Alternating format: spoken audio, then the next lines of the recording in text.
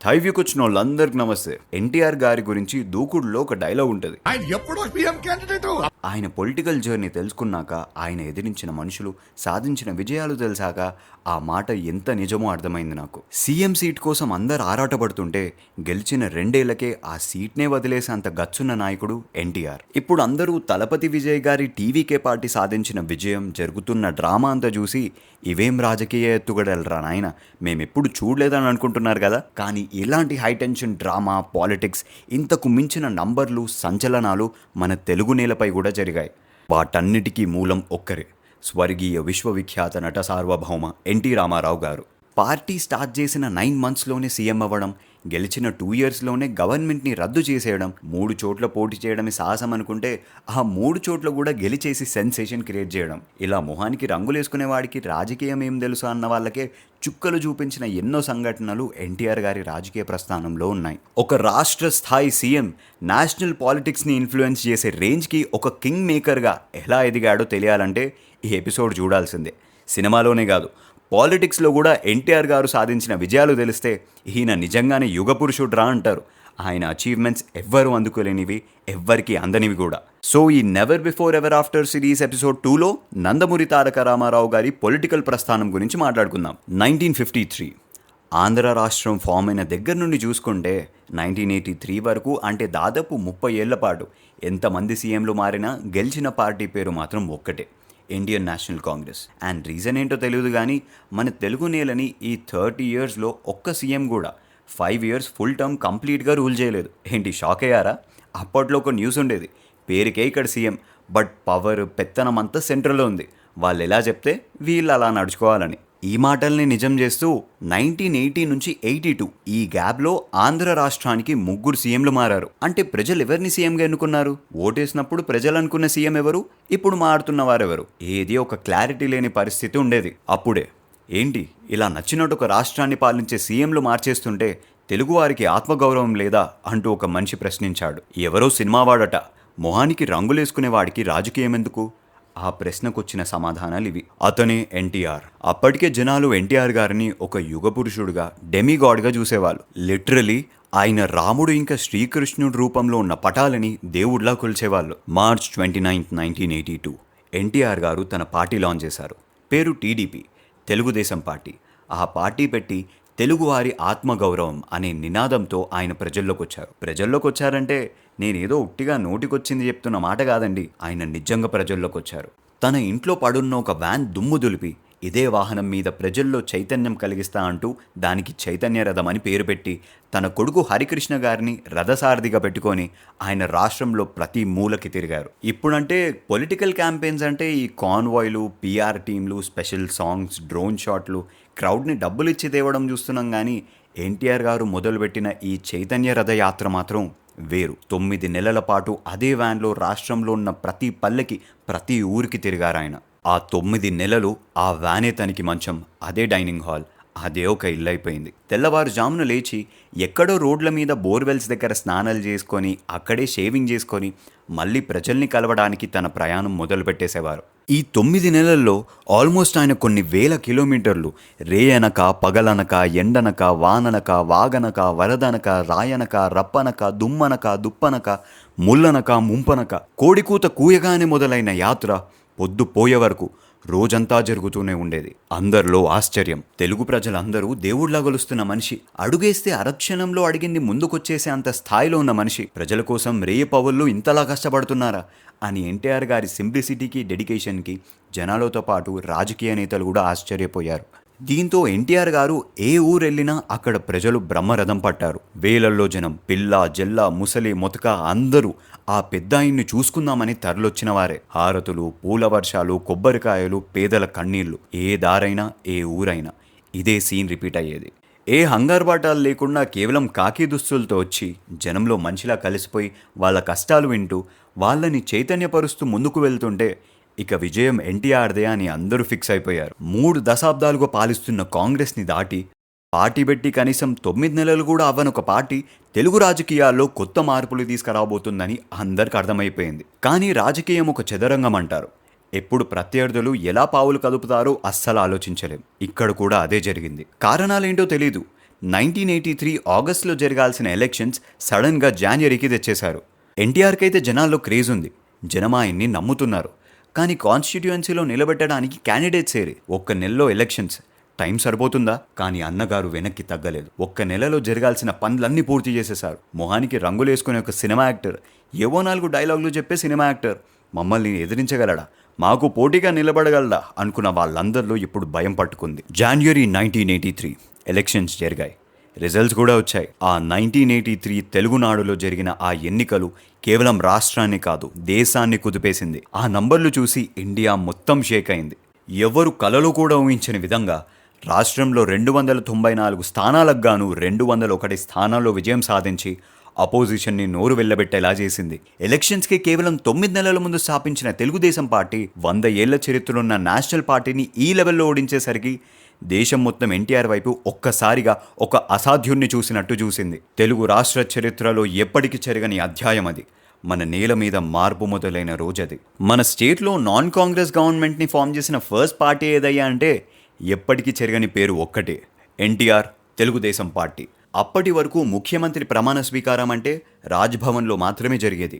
కానీ first time senior NTR గారు ఆ సాంప్రదాయాన్ని మార్చి ప్రమాణ స్వీకారం అనేది ప్రజల ముందే జరగాలన్నట్టు హైదరాబాద్ లాల్ బహాదూర్ స్టేడియంలో ఆయన సీఎంగా ప్రమాణ స్వీకారం చేశారు. ఆయన మొదలుపెట్టిన ఈ పబ్లిక్ ఓత్ని ఆ తర్వాత చాలామంది ఫాలో అయ్యారు. ఒక యాక్టర్ పార్టీ పెట్టిన 2 ఇయర్స్లో ఎలక్షన్స్ విన్ అయిన వాళ్ళల్లో టీవీకే విజయ్ సెకండ్ పొజిషన్లో ఉంటే లాస్ట్ 4 డికేడ్స్గా ఒక్కడే ఆ శిఖరం మీద నంబర్ 1 పొజిషన్లో కూర్చున్నారు. అతనే ఎన్టీఆర్. సౌత్ ఇండియాలో పార్టీ పెట్టిన ఫస్ట్ ఎలక్షన్స్లోనే హైయెస్ట్ ఓట్ పర్సెంటేజ్ నంబర్స్ తీసుకున్నా కూడా 46.3%తో తెలుగుదేశం పార్టీనే ఆ నంబర్ 1 సింహాసనం మీద ఇప్పటికీ అలానే కూర్చుంది. జనరల్ ఎలక్షన్స్లో కూడా ఆంధ్రప్రదేశ్లో 42 ఎంపీ సీట్స్ ఉంటే అందులో 31 ఎంపీ సీట్స్ టీడీపీ పార్టీనే గెలిచి దేశంలోనే లార్జెస్ట్ అపోజిషన్ పార్టీగా పార్లమెంట్లో కాంగ్రెస్కి ఎదురుగా నిల్చుంది. ఇదేదో కేవలం ఎన్టీఆర్ గారు ఒక హీరో అవ్వడం వల్ల మాత్రమే ఈ never before ever after success సాధించలేదు. అప్పటి ఎన్టీఆర్, ఎంజీఆర్ దగ్గర నుండి ఈరోజు విజయ్ దాకా సినిమా నుండి పాలిటిక్స్లోకి చాలామంది స్టార్స్ వచ్చారు. కానీ ఎవ్వరికీ ఎన్టీఆర్ గారంత గొప్ప విజయం దక్కలేదు. అండ్ ఇది జస్ట్ 9 నెలల ముందు ప్రజల మీద పుట్టిన ప్రేమ అయితే కాదు. నటుడుగా ఉన్నప్పటి నుండే రాష్ట్రంలో ఏ జిల్లాకి ఏ సమస్య వచ్చినా, ఏ విపత్తు వచ్చినా ఎన్టీఆర్ ఎప్పుడు ముందుండేవారు, విరాళాలు ఇస్తూనే ఉండేవారు. రాయలసీమ నిధికి, ముఖ్యమంత్రి సహాయ నిధికి, జవానుల సంక్షేమ నిధికి, కోస్తా ప్రాంత తుఫానుకి, దివిసీమ ఉప్పెన బాధితులకి, ఇలా అన్నిటికీ సహాయం చేసి ఎప్పుడూ ఆయన ప్రజల పక్కనే ఉన్నారు. అందుకే ప్రజలు ఆయన్ని అంతలా నమ్మి అంతటి ఘన విజయాన్ని కట్టబెట్టారు. ఆ నమ్మకాన్ని నిలబెట్టుకుంటూ ఆయన సీఎం అయ్యాక స్టార్ట్ చేసిన వెల్ఫేర్ స్కీమ్స్ కానీ, స్ట్రక్చరల్ రిఫార్మ్స్ కానీ ఇప్పటికే మనందరం మాట్లాడుకుంటున్నాం. కట్టడం కాషాయం కట్టేవారు కానీ పాలించడం మాత్రం ఒక ఎంపరర్లా పాలించారు. వరి అన్నం తినాలంటే పండగ రావాల్సిందే అనుకునే పేదవాళ్ళకి ఆయన మొదలుపెట్టిన 2 రూపాయలకే కిలో బియ్యం స్కీమ్ అప్పట్లో ఒక సెన్సేషన్ అయింది. ఇదే కాదు, కూడు, బట్ట, నీరు, నీడ, ఈ కనీస అవసరాలు, బేసిక్ కమ్యూనిటీస్ అన్నిటి మీద ఆయన ఫోకస్ పెట్టారు. 2 రూపాయలకే కిలో బియ్యం, జనత వస్త్రాలు పేరిట సగం ధరకే పేదలకి వస్త్రాలు, పేదవారికి పక్కా ఇళ్ళు, తెలుగు గంగా ప్రాజెక్ట్, ఇలా చెప్పుకుంటూ పోతే ఎన్నెన్నో. ఇవన్నేదో నెక్స్ట్ ఎలక్షన్స్లో విన్ అవ్వడానికి ఎలక్షన్కి 1-2 ఇయర్స్ ముందు ఇంట్రడ్యూస్ చేసినవి కాదు, ఎలక్షన్స్ విన్ అవ్వగానే మొదలుపెట్టినవి. ఆయన ఏదో సినిమాతో వచ్చిన క్రేజ్ని చూసుకుని రాజకీయాల్లోకి రాలేదు, పేదవాడి కన్నీళ్లు చూసి వచ్చారని చెప్పడానికి ఇవే నిదర్శనం. అండ్ ఇప్పుడు విజయ్ని చూసి అందరూ అంటున్నారు కదా, విన్ అయితే అయిపోయాడు కానీ అసలు కదా ఇప్పుడే మొదలైందని. సీనియర్ ఎన్టీఆర్ గారి రాజకీయ జీవితం కూడా అలాంటిదే. ఆయన సినీ జీవితం పూలపాన్ పౌనో కాదో తెలియదు కానీ రాజకీయ జీవితం మాత్రం ముళ్ళ కిరీటమే. 1984 ఆగస్టులో ఎన్టీఆర్ గారు ఓపెన్ హార్ట్ సర్జరీ కోసం యూఎస్ఏ వెళ్తే అప్పటి ప్రధాని అండ్ గవర్నర్ సపోర్ట్తో ఇక్కడ నాదెండ్ల భాస్కర్ గారు ఆ సీఎం సీట్లో కూర్చుండిపోయారు. ఏం జరిగిందప్పుడు, ఏం చేశారనేది అప్రస్తుతం కానీ సర్జరీ అయిపోయి ఇండియా వచ్చిన ఎన్టీఆర్ గారికి ఈ విషయం తెలిసి షాక్ అయిపోయారు. రాష్ట్రం మొత్తం ఊగిపోయింది. జనాలు రోడ్ల మీదకి వచ్చేశారు. ప్రొటెస్ట్లు, స్ట్రైక్లు. ఎన్టీఆర్ గారు సైలెంట్గా ఉండే మనిషి కాదు, తిరగబడ్డారు. సర్జరీ అయినా సరే వెనక్కి తగ్గకుండా ప్రజాస్వామ్యాన్ని కాపాడండంటూ ధర్మయుద్ధం పేరిట స్టేట్ వైడ్ యాత్ర స్టార్ట్ చేశారు. తన ఎమ్మెల్యేస్ని భాస్కర్ రావు గారి దగ్గరికి వెళ్లకుండా అందరినీ అప్పటి కర్ణాటక సీఎం రామకృష్ణ హెగ్డే హెల్ప్తో అక్కడి నుండి తన 161 ఎమ్మెల్యేస్ని ఢిల్లీ తీసుకెళ్లి రాష్ట్రపతి భవన్లో ప్రెసిడెంట్ని కలిసి పరిస్థితి వివరించారు. అక్కడితో ఆగలేదు.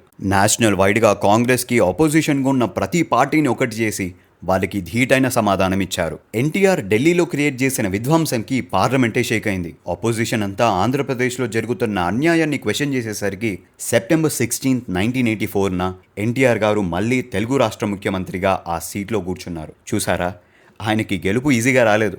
గెలిచాక ఆ సీఎం సీటు కూడా ఈజీగా రాలేదు. దాని వెనుక ఇంత కష్టం, ఇంత పోరాటం ఉంది. అయినా సరే ఆయన ఆవేశం తగ్గలేదు.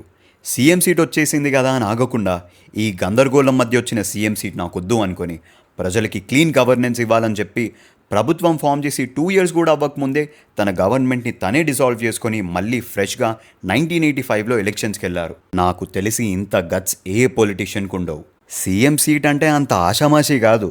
అధికారం వస్తే చాలు, అది పోగొట్టుకోకుండా ఉండడానికి ఏదైనా చేస్తామనుకునే వాళ్ళ మధ్య ఎన్టీఆర్ మాత్రం తను ఒక రాష్ట్రాన్ని పాలించే స్థానంలో కూర్చోవాలంటే ఎలాంటి మకిలి మచ్చలు లేకుండానే కూర్చుంటా అని చెప్పి కనీ విని ఎరుగని రీతిలో గెలిచి స్థాపించుకున్న గవర్నమెంట్ని డిజాల్వ్ చేసేసి మళ్ళీ ఎలక్షన్కి వెళ్ళారు.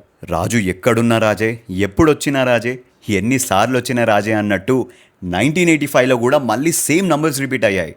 ఇంకా చెప్పాలంటే ఒక స్థానం ఎక్కువే గెలిచారు ఈసారి. 1983లో 201 సీట్స్ గెలిస్తే 1985లో ఆ నంబర్ 202కి వెళ్ళింది. సో ఎన్టీఆర్ విజయం, ఎన్టీఆర్ ప్రభంజనం ఒక ఫ్లూక్ కాదు, ఒక్కరోజు సంబరం కాదు అని ఢిల్లీ పెద్దలకు కూడా అర్థమైపోయింది. అసలు సిసలు రాజకీయం ఆయన ఇక్కడే స్టార్ట్ చేశారు. ఇక్కడ గెలిచాక ఈసారి ఢిల్లీ వెళ్ళి ఢిల్లీ పాలిటిక్స్ని శాసించి అక్కడ కింగ్ మేకర్ అయ్యారు. ఇప్పట్లా అప్పుడు ప్రజలకి కాంగ్రెస్, బీజేపీ అని ఇలా 2 ఆప్షన్స్ మాత్రమే ఉండకూడదని చెప్పి నేషనల్ వైడ్ రీజనల్ పార్టీస్ అన్నిటినీ కలిపి నేషనల్ ఫ్రంట్ని ఫామ్ చేశారు.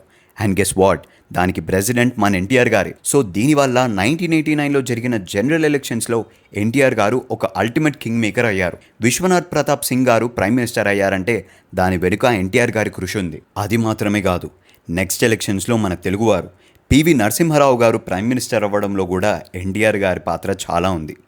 తను పాలిటిక్స్లో అడుగుపెట్టిన దగ్గర నుండి ప్రతి క్షణం సెంట్రల్లో ఉన్న కాంగ్రెస్కి ఎదురెళ్ళిన ఎన్టీఆర్ గారు ఒక్కసారి మాత్రం వెనక్కి తగ్గారు. యాక్చువల్లీ అది వెనక్కి తగ్గడం కూడా కాదు, ఇంకో 2 మెట్లు పైకెక్కారనొచ్చు. ఇండియన్ నేషనల్ కాంగ్రెస్ తరపున పివి నరసింహారావు గారు పీఎం క్యాండిడేట్గా ఎలెక్ట్ అయ్యాక దాన్ని నిలబెట్టుకోవడానికి ఆయన ఒక పార్లమెంట్ సీట్ విన్ అవ్వాల్సి వచ్చింది. అప్పుడు జరిగిన బై ఎలక్షన్స్లో ఆయన అప్పటి నంద్యాల నుండి పోటీ చేశారు. టీడీపీ తరపున ఎన్టీఆర్ గారు ఎవరినైనా పోటీగా నిలబెట్టుండొచ్చు, కానీ ఒక తెలుగువాడు దేశాన్ని నడిపించే స్థాయికి వెళ్తున్నప్పుడు మనం అడ్డుగా నిలబడకూడదు. తెలుగు జాతి ఖ్యాతి దేశమంతా తెలియాలని ఆ బై ఎలక్షన్స్లో పివి నరసింహారావు గారికి పోటీగా టీడీపీ నుండి ఎవరిని నిలబెట్టలేదు ఆయన. సో పెద్ద అపోనెంట్స్ లేకపోయేసరికి ఆ ఇయర్ నరసింహారావు గారు నంద్యాల సీట్ని 5 lakh votes రికార్డ్ మార్జిన్తో విన్ అయ్యి భారతదేశపు మొదటి తెలుగు ప్రధానమంత్రిగా ఆ సీట్లో కూర్చున్నారు. అప్పట్లో నంద్యాల ఎలక్షన్స్లో ఆయన సాధించిన 5 lakh majority Guinness book of world రికార్డ్స్లో కూడా నమోదైంది. ఈ ఒక్క విషయం చాలదా ఎన్టీఆర్ గారికి రాష్ట్రం కన్నా రాజకీయం ఎక్కువ కాదని చెప్పడానికి? నేషనల్ పాలిటిక్స్ని తెలుగు నేలపై ఉంటూ శాసించిన యుగ పురుషుడు సీనియర్ ఎన్టీఆర్ ఒక పక్క రాజకీయంగా తన ప్రత్యర్థులని ఎదుర్కొంటూనే ఇంకో పక్క ప్రజా సంక్షేమాన్ని చూసుకున్నారు. మొదట్లో చెప్పినట్టు ప్రజలకి తిండి, బట్ట, నీరు, నీడతో పాటు రాష్ట్రంలో మద్యపాన నిషేధం అమలు చేశారు. మహిళలకి ఆస్తిలో సమాన హక్కు కల్పించారు. తెలుగు భాష మీద ప్రేమతో పొట్టి శ్రీరాములు యూనివర్సిటీ స్థాపించారు. హైదరాబాద్ హుస్సేన్ సాగర్ మధ్యలో బుద్ధ విగ్రహం పెట్టించారు. అప్పటి తెలంగాణలో ఉన్న పట్వారీ సిస్టమ్ని నిర్మూలించారు. ఇలా చెప్పుకుంటూ పోతే ఎన్నో. ఆయన గొప్ప నటుడే కాదు, అంతకు మించి గొప్ప రాజకీయ చక్రవర్తి కూడా. నాకు తెలిసి పార్టీ స్థాపించాక ఆ రోజు ఎన్టీఆర్ గారు ఓడిపోయినా, గెలిచాక వచ్చిన ఛాలెంజెస్ని ఎదుర్కోలేక వెనక్కి వెళ్ళిపోయినా, రంగు పూసుకునేవాడు రాజకీయంకి పనికిరాడనే మాట, ఆ మచ్చ ఇంకా చాలా ఏళ్ళు అలా ఈ తెలుగు నేల మీద ప్రతిధ్వనిస్తూనే ఉండేది. కానీ ఎన్టీఆర్ గారు అంత స్ట్రాంగ్గా నిలబడబట్టే జస్ట్ 9 నెలల్లో ఆ మాట గాలికి ఎగిరిపోయింది. ఆ తర్వాత 1989 ఎలక్షన్స్లో ఓడిపోయిన టీడీపీ మళ్ళీ 1994 ఎలక్షన్స్లో ఎవ్వరు ఊహించలేని రేంజ్లో 294 సీట్స్కి గాను ఈసారి ఏకంగా 254 సీట్స్ గెలిచి గాయపడ్డ సింహం నుండి వచ్చే శ్వాస గర్జన కన్నా భయంకరంగా ఉంటుందని మన తెలుగు వాళ్ళ ఆరాధ్య దైవం ఎన్టీ రామారావు గారు నిరూపించారు. ఏదేమైనా ఎన్టీఆర్ రాజకీయం మొదలు సంచలనమే, మధ్య సంచలనమే, తుది సంచలనమే. నాకు తెలిసి తెలుగు పాలిటిక్స్లో అన్నగారు చూసినంత గెలుపు, ప్రజా ఆరాధన, ఆ సీట్లు, ఆ తర్వాత వచ్చిన ఏ పొలిటికల్ లీడర్ కూడా చూడలేకపోయారు. ఒక never before ever after political journey అయినది. అందుకే అన్నగారి చరిత్రని మర్చిపోవడం అంత ఈజీ కాదు. ఆయన సాధించిన విజయాలు, చేసిన పోరాటాలు, వచ్చిన గెలుపులు అన్నీ సంచలనాలే. అందుకే ఈ నెవర్ బిఫోర్ ఎవర్ ఆఫ్టర్ సిరీస్లో ఒక నటుడిగా మాత్రమే కాకుండా ఒక రాజకీయ నాయకుడిగా కూడా తనకు తిరుగులేదని నిరూపించుకున్న ఎన్టీఆర్ గారి గురించి చెప్పుకున్నాం మనం. జోహార్ NTR. That's it for the video guys. ఈ వీడియో మీకు నచ్చినట్టయితే ఆ లైక్ బటన్ క్లిక్ చేయడం అస్సలు మర్చిపోవద్దు. అండ్ ఈ నెవర్ బిఫోర్ ఎవర్ ఆఫ్టర్ సిరీస్లో నెక్స్ట్ అరుంధతి మూవీ గురించే కథ నుండి కలెక్షన్స్ వరకు ప్రతి విషయం చెప్దాం అనుకుంటున్నాం. ఏమంటారో కమెంట్ చేసేయండి. Please do subscribe to thy view and hit the bell icon for more updates.